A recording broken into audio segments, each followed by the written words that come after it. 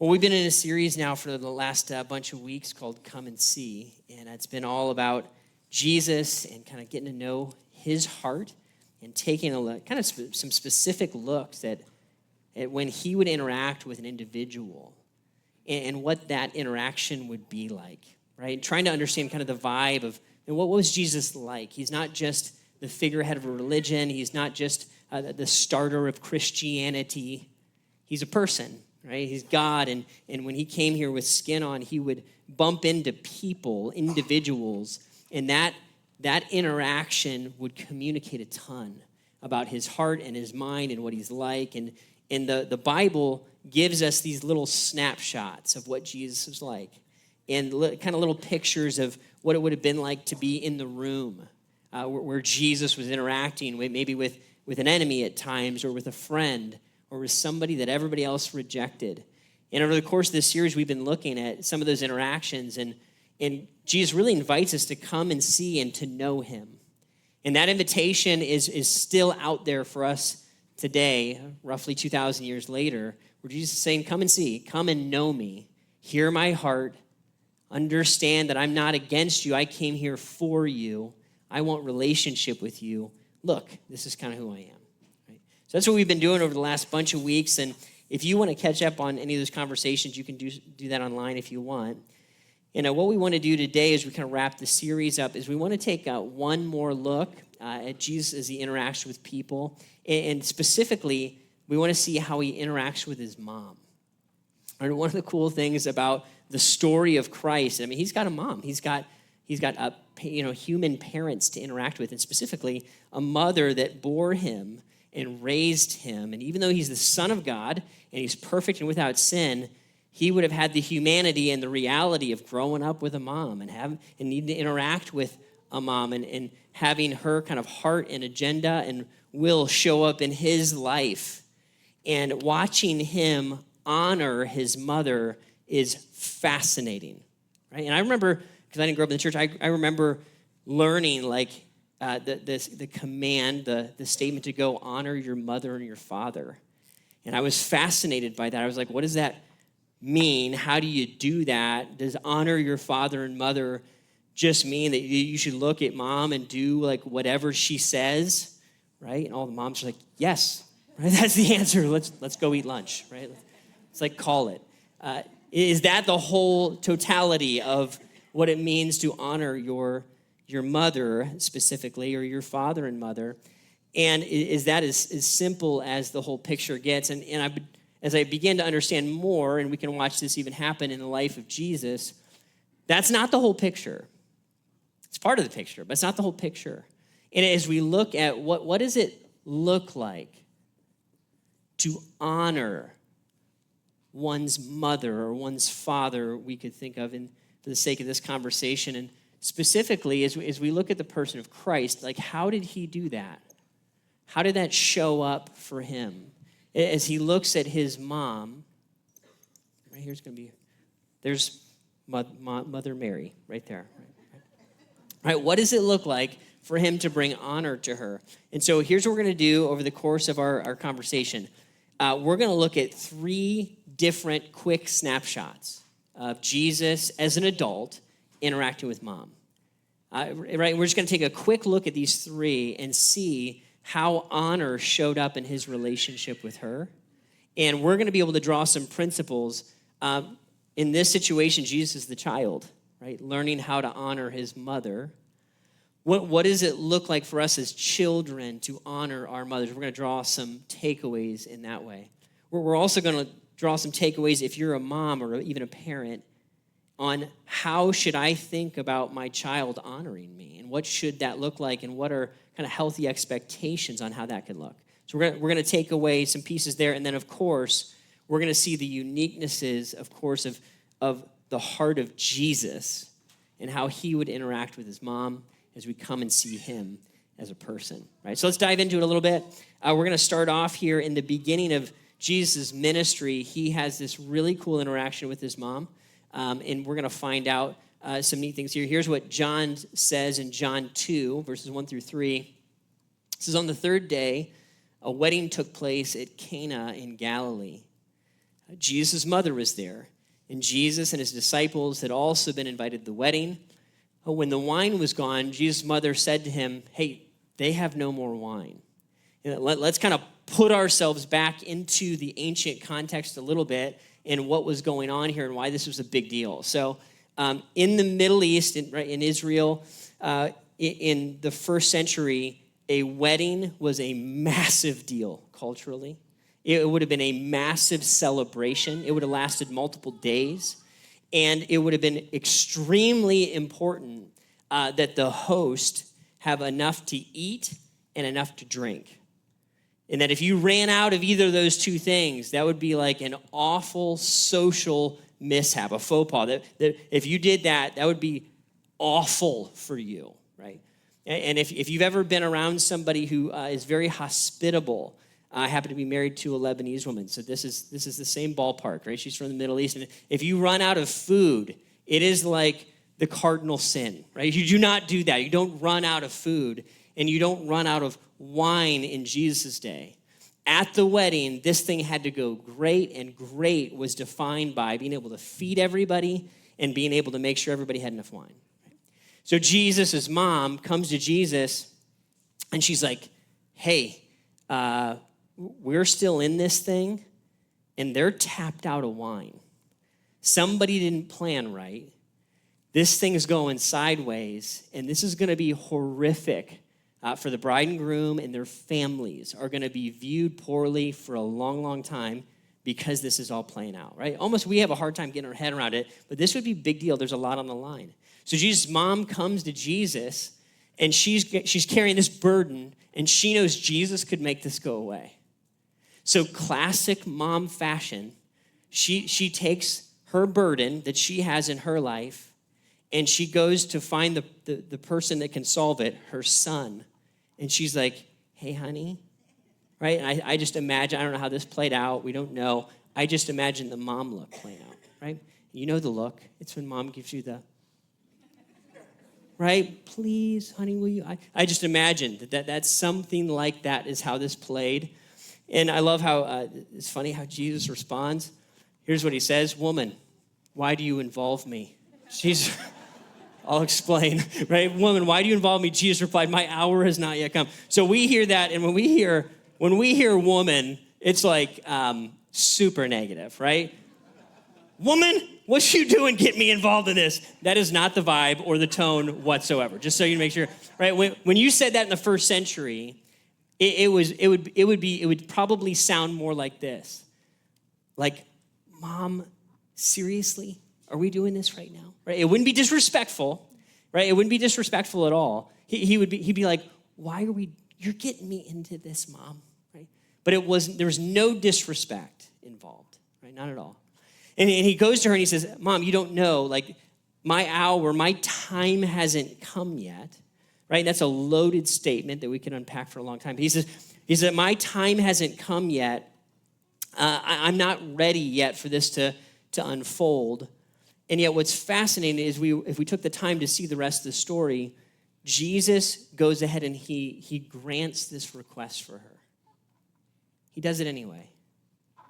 He looks and he says, I have the power to take this burden that my mom is carrying. I have the power to honor her in this specific way, and he does it. Right? He sees the situation, he understands it, and he he looks at it and he says, okay, I'm going to do this, and I'm going to honor you in this specific way by doing what you want me to do. I'm going to do the thing that makes sense to you, and I'm going to show you honor in that way. Right? And there is a big part of honoring one's parent and one's mother that looks like this. I'm going to do things that make sense to Mom. Sometimes, oftentimes even, most of the time even, a child, when they're trying to honor their parent, they're going to just do the things that make sense to Mom or Dad. Mom or Dad have a preference or request. Often, the way to just show honor is just to do it. Just to do it. Just say yes. Mom wants to go here for lunch instead of here, just do it. She wants to meet at this time instead of that time. Just do it. She wants you to go to her house instead of your house. Just go. It makes sense. Just say yes. Just to honor her, right? And it makes you crazy sometimes, right? Makes you want to go, woman, why? But just do it, right? And there's big pieces, and right, because we know each other. We grew up together. We know how to push each other's buttons. Often this is the case. And when mom comes and asks, it maybe even bugs us that mom is asking that question because she specifically knows that it's going to make me a little bit crazy to say yes to it. So sometimes that's how it plays out. Honoring is not sweating the small stuff at times and just doing what makes sense to mom. Huge pieces of that relationship look that way. The answer is, right, just from the child's perspective, just do it. Just do it. If it makes sense, just do it. And then, mom, listen, you get to enjoy. You get to enjoy and be grateful for the fact that your kid did the thing, right? That they said yes. That they noticed. That they slowed down for a minute and they showed up to your thing and they made a thing happen that you wanted to have happen, and they saw, because you are mom, they honored you.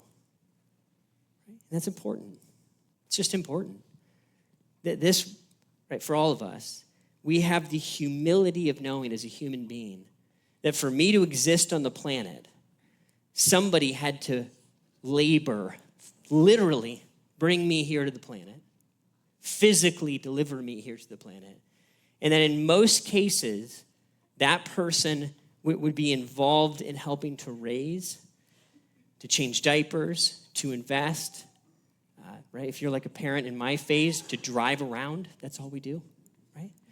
There's a phase where all you do is just drive people around, right? Well, whatever it looks like that reality is playing out, and that mom gave a huge chunk of her life that you might have life, that I might have life. And so when we say yes to things that make sense to her, we just do it. Mom can sit back and enjoy that moment of recognition.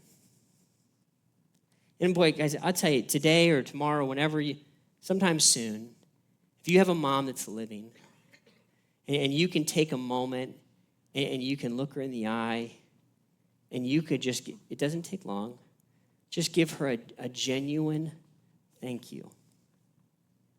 Just a genuine recognition. Look her in the eyes and think about and see and say, Mom, thank you for giving your life to me. Put the phone down. Turn the TV off.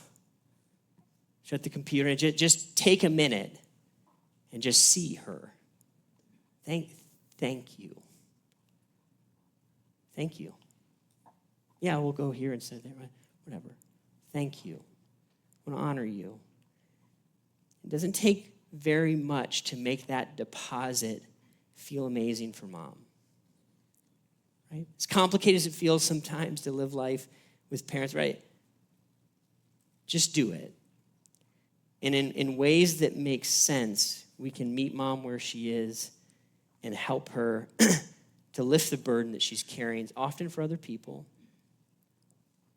Often the burdens are for the siblings or for grandma or for somebody else that's involved, and we can just make that make sense.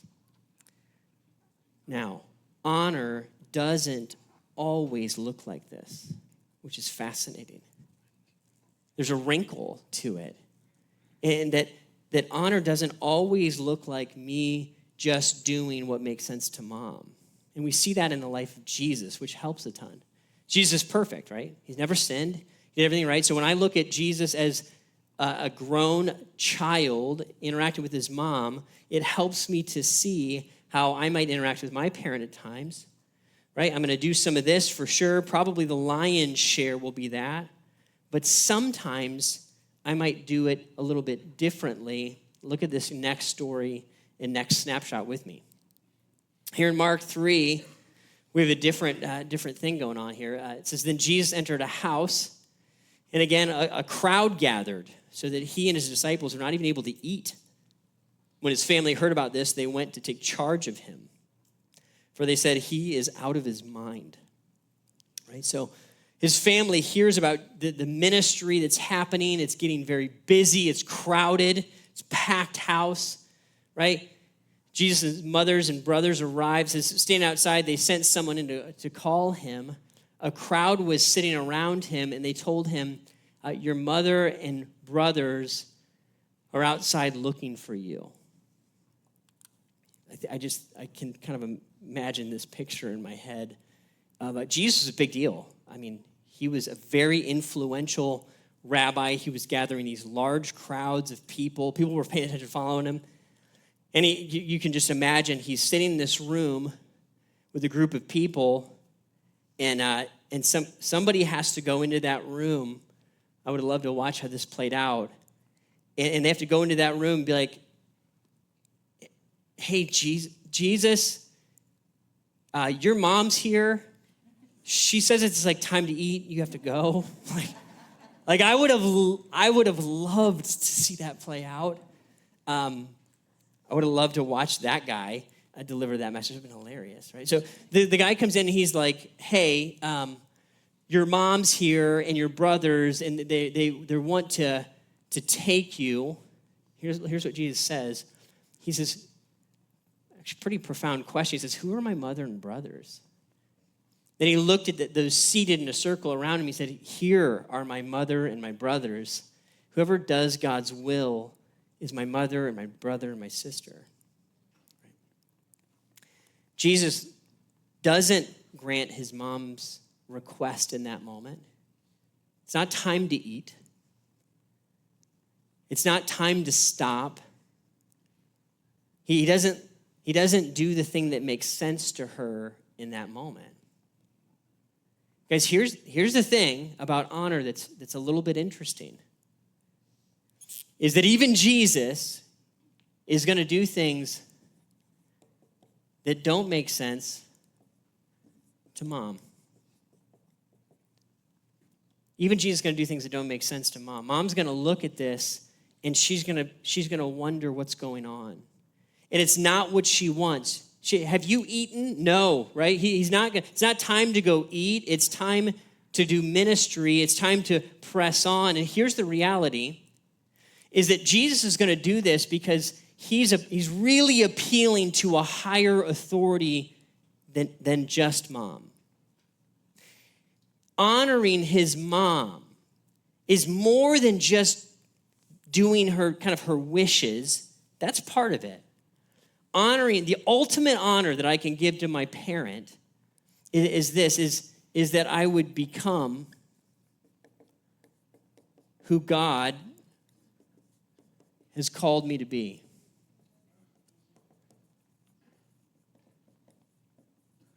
Right? Is to become who God has called me to be.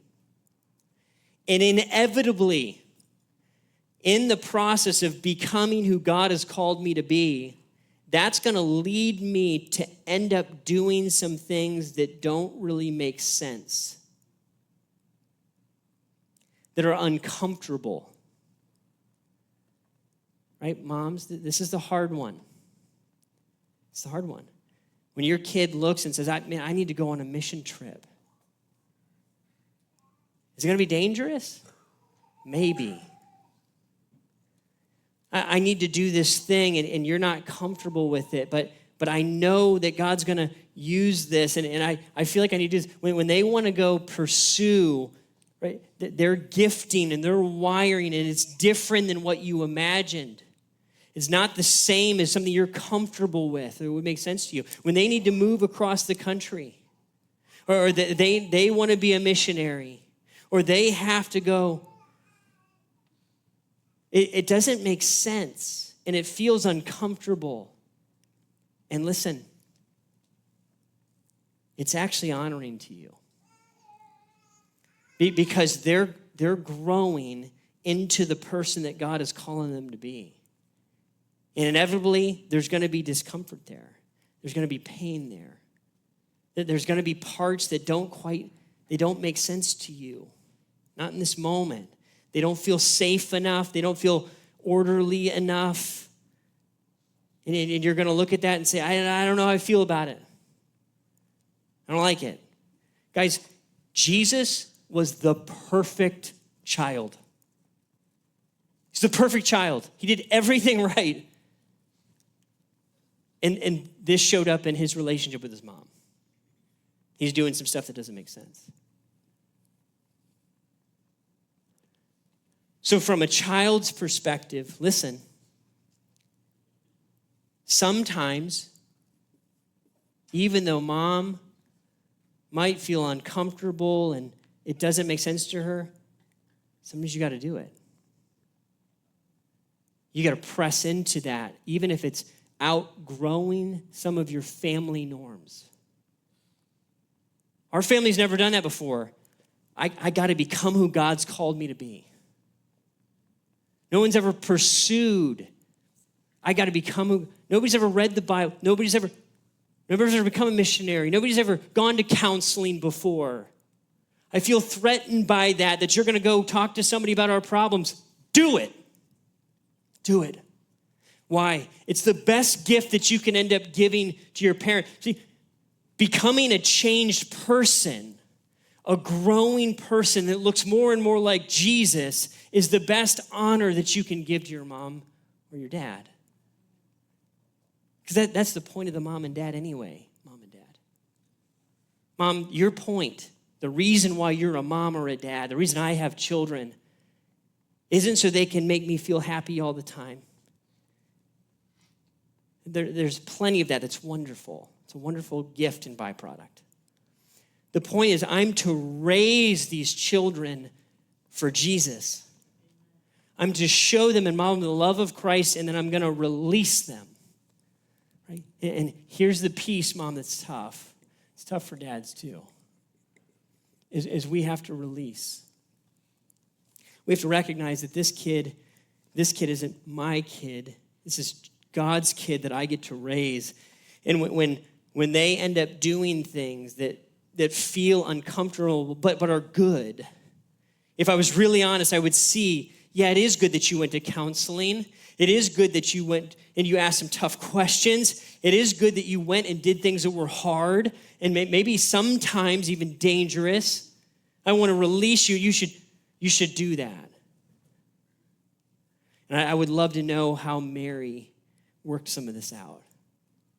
I would love to know that. We don't get to hear all the background of her wrestle. That poor woman. She had a crazy assignment to raise the Son of God. To watch a perfect, sinless child grow and not quite understand always what's happening. And some of that shows up as we raise our kids. We don't know what God has in store for them. Sometimes it scares us, and we have to release them. Now, there's a category here that isn't going to show up in the life of Jesus because he's perfect, but it's going to show up in our lives because we're not. And the reality is that sometimes we're going to do things that don't make sense, that are outside of honoring our parents. So, sometimes we're not doing this, and frankly, we're not doing this. We're out here, and we're doing things that break hearts or hurt minds or cause anxiety. And moms, I know that some of us are in the room and we're feeling this. And we have a child that's far away or that is hurting, that is disconnected, that maybe is making decisions that aren't in this category. They're in this one. Right? And you are already doing this by the nature of being a mom is you're praying and you're offering with open arms love to return. And there's a reality here that is extraordinarily painful for moms. when the heartbreak is here, sometimes the Lord is building a story for somebody. And we don't understand all that as well. But if you're here and you're a child,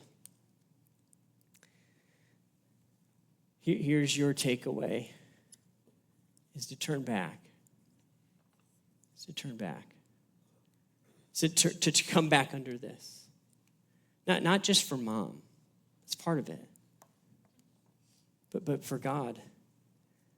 And as you look and say, I'm far away from maybe what my parent would want for me, far away from what the Lord would want for me, here's the beautiful and wonderful truth about the person of Jesus. Here's the thing. You might have been disconnected from him for 5 years or 10 years or 30 years. You might have done things that you never imagined you would ever do. Or you might have just got real busy and drifted away. And the beauty is, no matter how far we disconnect from the person of Christ, it's only one step back. It's only one step back into relationship. All I have to do is turn and say, I'm sorry. It's as simple as that. I'm sorry, I want to be done with this. And that's not a statement to say I'm going to be perfect. It says I'm sick of this, I'm done with this, I don't want to live this way anymore. I want to turn back. And listen, the byproduct of turning back to Christ or turning to him for the first time will equal the very best gift you can give to your mom, which is a changed life. Best thing you can do to honor your mother or your father living or gone is to become who God has called you to be, is to give them a changed life. Whether they understand what you're doing or not, whether it makes sense to them or not, it is the best thing you can do, is offer yourself a change, a morph in yourself back to Christ. And here's the beauty. Maybe you've been gone for a long time and you're just looking to ask the question, will he receive me? He will. He will. He'll forgive. And if you're like me and maybe you didn't grow up in church and maybe you never said yes to Jesus before, it's simple. Let me just break it down. Jesus, what he was doing on the cross was he was taking every bad thing that we've ever done and he was paying for it. Every hurtful word, every selfish act, those acts separate us from God, and Jesus made the decision to bear the consequence, the payment for those acts himself. That's what he was doing when he died on a cross. He was paying for my sin and your sin. That's what the Bible calls those. When he did that, and then he rose from the dead and beat death, now he can offer you and I forgiveness and life and transformation and heal the breakage in our relationship with God. He makes us right with God through the cross. So he paid the way for it. If you've never received that, you've never said yes to Jesus and his sacrifice, it's simple, man. It's simple. Just ask, Jesus, I need you to forgive me. I'm sorry for what I've done.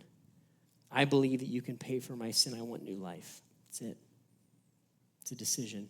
That decision will alter your life. And what you're saying is, I don't want to live like this anymore. God, help me. Help me to live in a place that is honoring to you.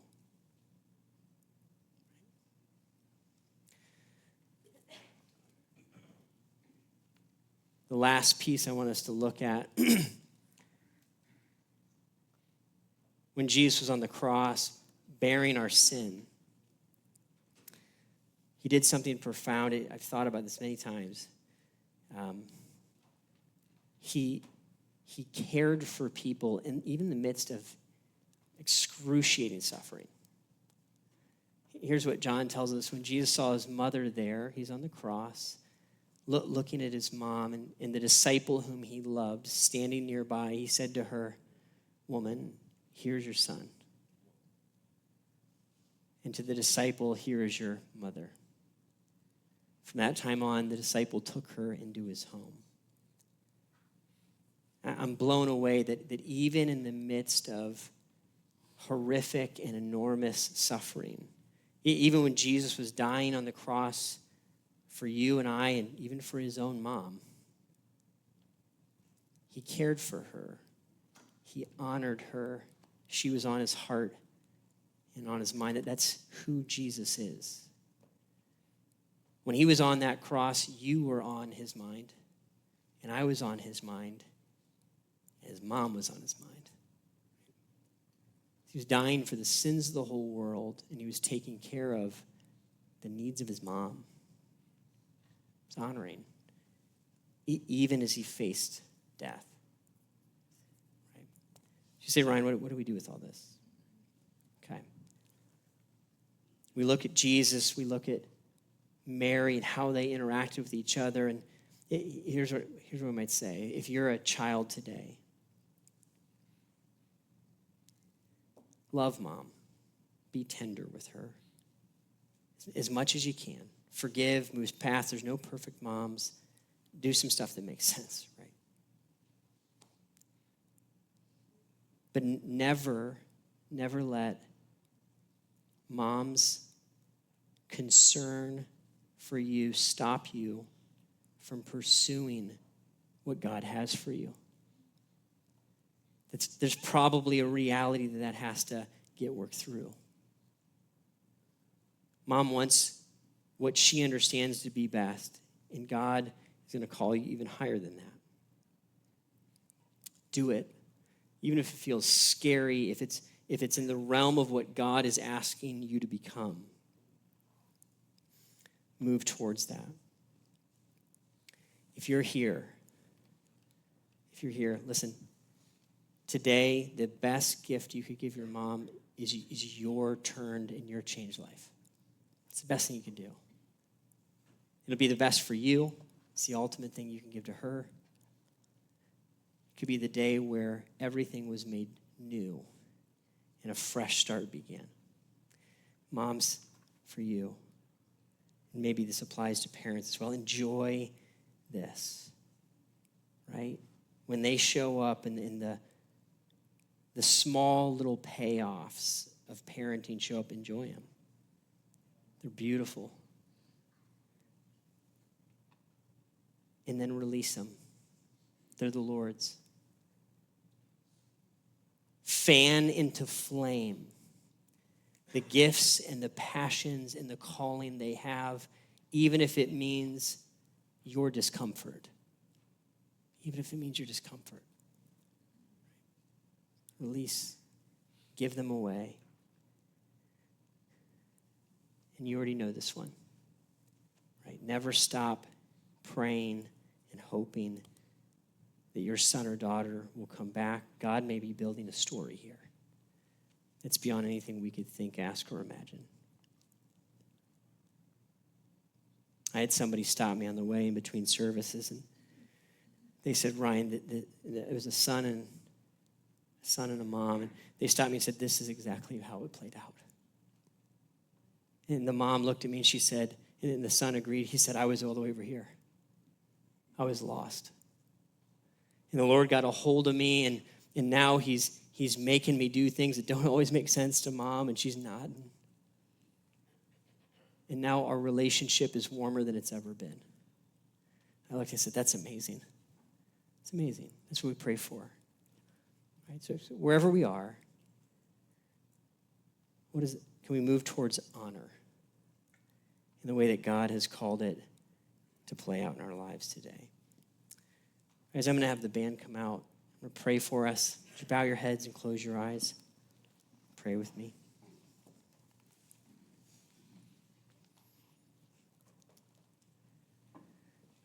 Father, what a unique relationship that you have given and gifted to us. The parent-child relationship is so packed, Lord, with emotion. God, I pray for every mom that you would give her courage today. to not just raise children, but to raise men and women. And to release them to your will, Lord. That you might mold them in ways that are beyond any of our understanding. God, thanks for our moms. I praise you for them, for the ways they care and love and serve. I pray for every person here and ask that you would give each one courage to move towards you, to do things sometimes that don't make sense at first, but cause us to grow and to change and feel uncomfortable, but they result in a different way. Help us to be people that bring honor to one another because we are becoming more like you, Jesus. Lord, I pray that you would give us the gift of not allowing us to remain the same, but mold us more and more into the person of Christ. Meet us here, Lord.